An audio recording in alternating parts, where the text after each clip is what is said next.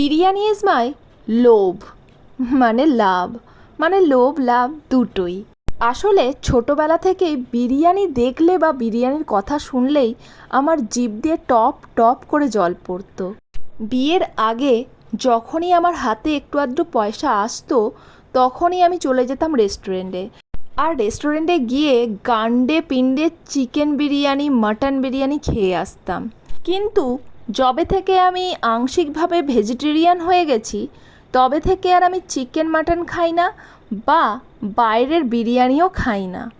তাই নিজের হাতের এই সবজি পনির দিয়ে যে বিরিয়ানি বানাই সেটাই আমার ভরসা, আর এতেই আমি খুব খুশি হই।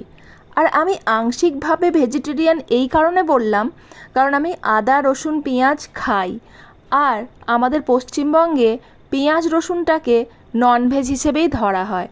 তবে একটু পশ্চিমবঙ্গের বাইরে গেলে পেঁয়াজ রসুনটাকে ভেজ হিসেবেই ধরা হয়। তবে যে যাই ধরুক, আমি তো পেঁয়াজ রসুন খাচ্ছি এবং খাবো, আমার বেশ ভালোই লাগে। তো যাই হোক, বিরিয়ানির কথায় আসি। এই যে আজকে বিরিয়ানিটা বানাচ্ছি, এটা হচ্ছে ভেজ বিরিয়ানি।